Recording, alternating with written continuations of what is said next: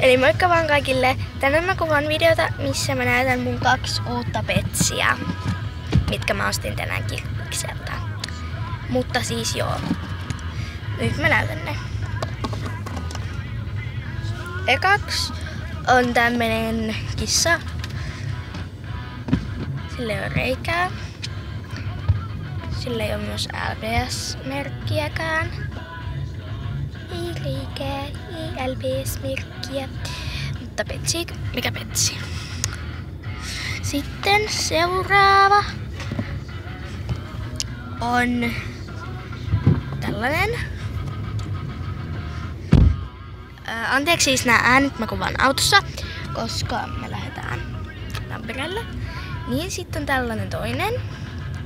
Pinkki. Strösseliä päässä. Strösseleitä. Ei reikää, ei LBS-merkkiä.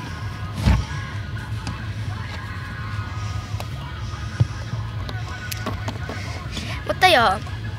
Sanokaa kumpi on söpömpi, kummasta tykkäätte. Ja mä en vaihda siis noita, koska ne on mun uudet petsit. Mä en vaihda niitä, mutta me nähdään seuraavassa videossa. Se olisi moi moi!